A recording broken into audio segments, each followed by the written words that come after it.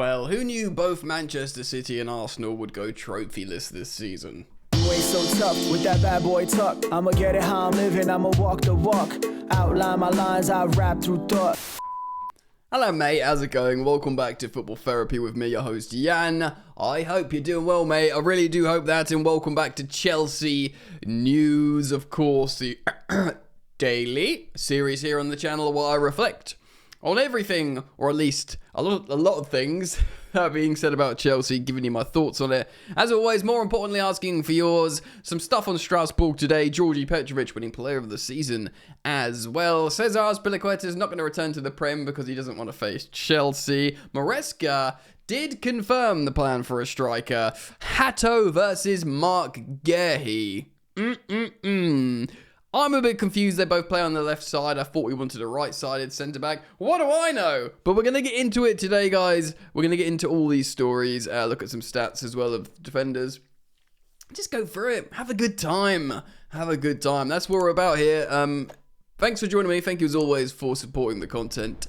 I'm feeling the love recently. You can assert said love by simply liking the video and subscribing if you want to. Yeah. Right, mate. So, very sad for Strasbourg. Andre Santos scored into double digits in the league for Strasbourg yesterday, scoring yet again. What a player he is, and indeed Georgi Petrovic. They went ahead, and loads of different permutations with them and the team above them. It looked like they weren't going to get Champions League because of how all the games are going on the final day, but they looked like they could get Europa League. They could get Europa League. Then it looked like they'd have to settle for Conference League.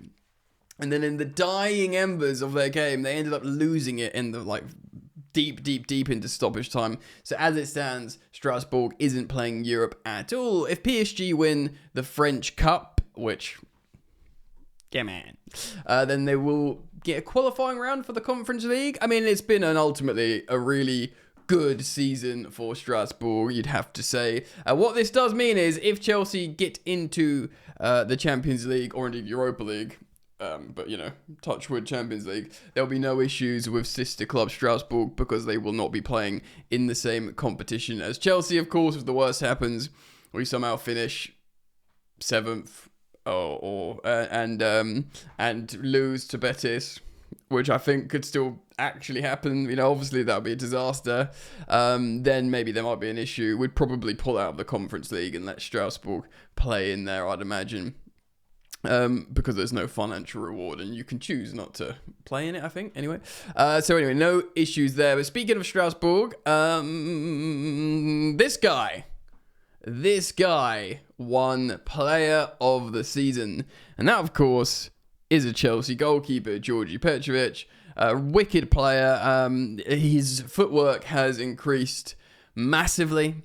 Deserves an immense amount of respect. But yeah, him, you know, Santos, Diego Moreira has been doing really good. Of course, we sold him to them. I think he was their third place for Player of the Season, or third most voted. Liam Rosinia, the gaffer, over here having a lovely time.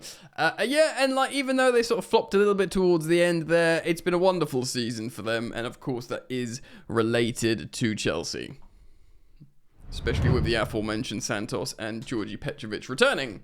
Hopefully better players and good enough. Well, I mean, I think they're both good enough. Certainly Santos is good enough to really, really affect the Chelsea team.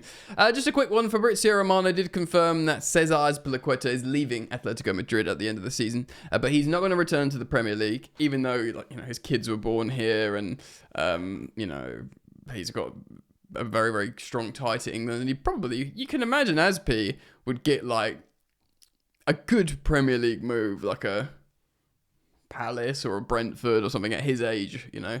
But he doesn't want to play against Chelsea and out of respect for Chelsea, so he will not return to the Premier League. Proper in Chelsea. All right. Yes, so this was actually post-Manchester United game. I missed it. But Enzo Maresca was asked about strikers, of course, in the absence of striker. He basically confirmed, I know we've been hearing it from the journalists, but to hear it from the gaffer himself, it's very pointed. It means media, I know you're watching, sporting directors, I know you're watching, Owners, I know you're watching. And by the way, that Manchester United game, guess who was sitting together? Bowley and Igbali. So are they mates again now? What happened to Civil War? I mean, that might still be going, especially with Todd Bowley constantly doing these freaking financial summit conferences where he talks about money and brings up Chelsea, and rather than just addressing the fans. I mean, some people prefer to just are happy they're hearing something from some owners, but it's all a bit unsavory if you ask me. But at least the optics are better. Yeah, less negative press about our beloved Chelsea. Just seeing them together, watching a win and a clean sheet. That's nice. And a captain's performance from Reece James. Anyway, Enzo Maresca was spoken to afterwards, and he was asked, essentially, do you want another striker? And he didn't say, okay, well, we'll see. We like Jackson. We like Mark Yu. Let me remind you that Christopher Nkunku is a Chelsea player. He's just injured. Which, of course, would all be absolute BS, because Nkunku's on the way out. He doesn't fit. Gyu's young and inexperienced. But this is like the kind of generic, nothing answers managers give to just let the club deal with it and keep sort of... just benign comments like, well, we've got this, we'll see what happens, da da da. But he said, do you want another striker? And he said, 100%. Yes, bring me a striker. So this isn't like friggin', Romano, The Athletic, The Guardian, The Independent, The Telegraph saying, Chelsea will try and get a striker in the summer. It's the manager looking directly and saying, 100%. So we are, whether it's a Delap, an Osimhen, I doubt it will be a Gyökeres, who, by the way, scored again as Sporting won the title. Seshko's warmed to me a little bit, but just one of these, man, because these are all centre forwards, and we just need a proper centre forward. So we'll see. All right, so we are going to talk about defender, because it is, at the moment, striker, left winger, right-footed left winger, which is gone a little bit quiet, but there's still a very good chance it's going to be someone like Jamie Gittins, which I ain't hating on, provided we get a really good striker, a very serviceable striker. We have the additions of Santos and Petrovic, Lavia can play more, yada yada yada, all these sort of permutations that affect the team. But just another option that apparently is going to fit us better, which could be Jamie Gittins. I got nothing against that. I'm just going to pause the recording to sip my coffee. But defender, I'm just going to cite this article from Team Talk. Big Six showdown talking about Hato. Chelsea are now seriously considering opening talks with Ajax for Jarell Hato after losing out on one of their favoured defensive targets. Of course, this is Real Madrid and Dean Howson. So now we're focusing on the 19-year-old talent. Now, it has been spoken about by a lot of, journalists, probably been briefed by Chelsea. Actually, why would Chelsea brief about things like, we like the sporting directors, we like the manager, we're financially safe, yada, yada, yada. But I don't... The thing with players, you don't want to brief that because then you end up paying more money. Interesting. As we were reported on March the 25th, Hato is one of the most followed young defenders in Europe, with obviously Chelsea, Liverpool, Milan, and Arsenal, and also Real Madrid before landing Howson. All were monitoring his development. With Howson off the market, Hato has become the priority target for the Blues. Interesting. Internal discussions are going on at Chelsea, with the club aiming to contact Ajax soon to understand the terms and conditions of a possible deal. The Dutch club has already set the asking price in the region of, let's say this in pounds, 37 million quid to 42 million quid. Around 40 million quid. As reported in late April, Chelsea plan to sign 2 centre-backs this summer. 2? Alright, so Disasi's gone, yeah. Apparently Villa want to sign him, which is pretty mental. Disasi's gone. We have Levi Colwill, who's going nowhere. Badia Shield, is he going to be sold? Apparently we like him, and he's a left-sided player. But Hato is a left-sided player. Levi Colwill, Chelsea freaking love him. They're like putting the farm on him becoming the guy. Fofana, Chalobah's going to go. So let's say Disasi and Chalobah. Yes. I'm not trying to sell him. I'm just thinking of what's going to happen. So they're your 2 right-footers. and right-sided players, but Hato and Mark Gurhey are left-sided players. So are they going to sign someone like one of them and then a right-footed right-sider? Because I think Gurhey's right-sided, but right-footed, excuse me, but he plays on the left side.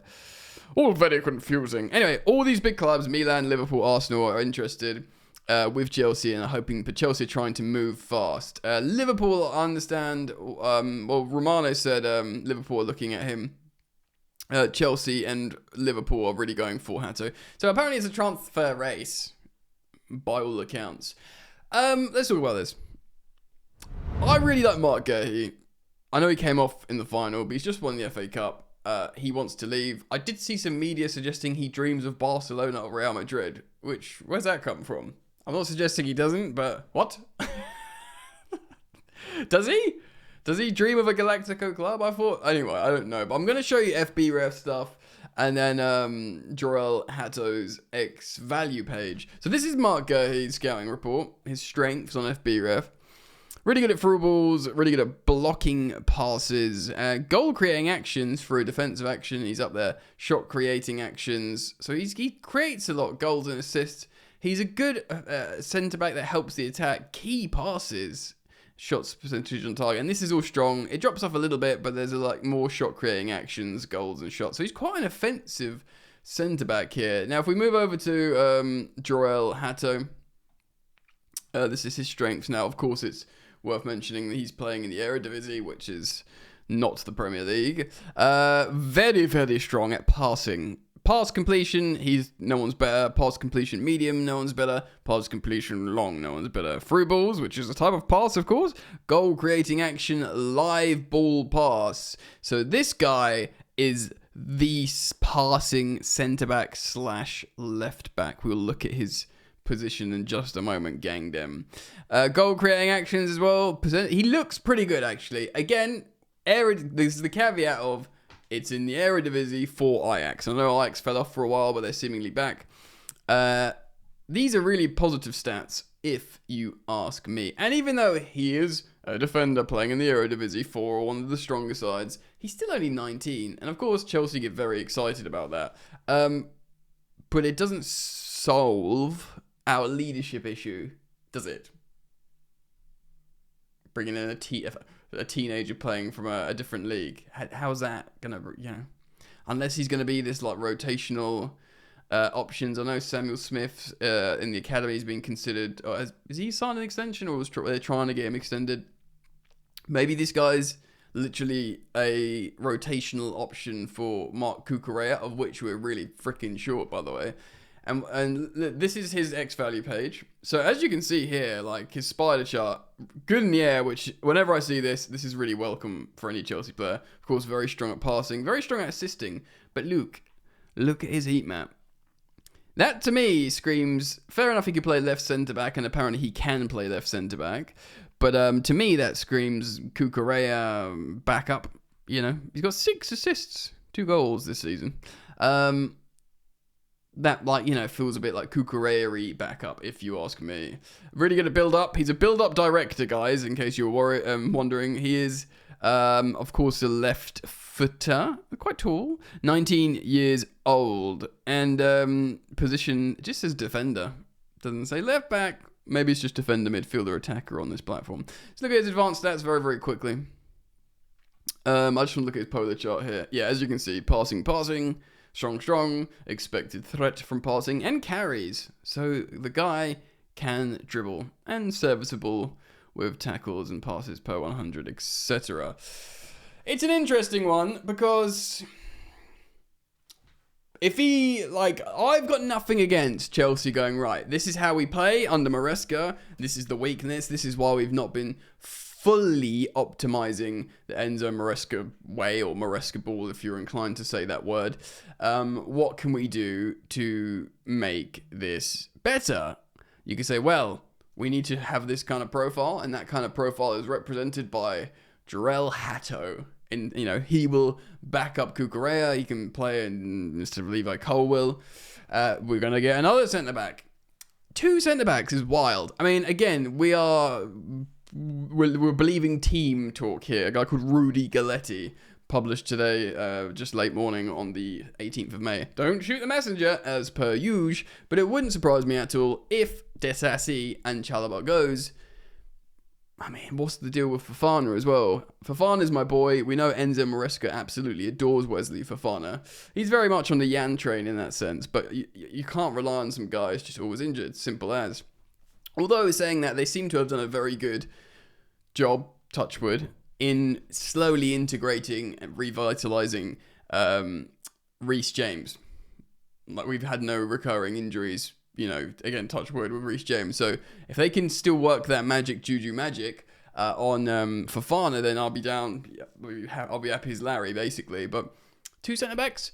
Apparently, we've got money to spend. Of course, the women's team sale thing, that not sure if that's been 100% approved yet. We'll see what happens with that. But, a lot of money there. The Club World Cup will develop money. We will make money through sales. And academy sales as well, players. There's money to be made. But of course, there's going to be a lot of movement and a lot of stories, guys. I will bring them all to you here on Football Therapy, so do keep it locked. When you subscribe, hit the bell. Thank you for liking. And why not comment and share and all that nice stuff? And if you want more of me, and why wouldn't you, lol, go check out Football Yannick, the second channel, where I upload daily as well. I've obviously reacted to the Cup final yesterday and stuff like that. There'll be a link in the top of the description. And that's me, friends. So take care, look after yourselves. Have a nice day. Peace.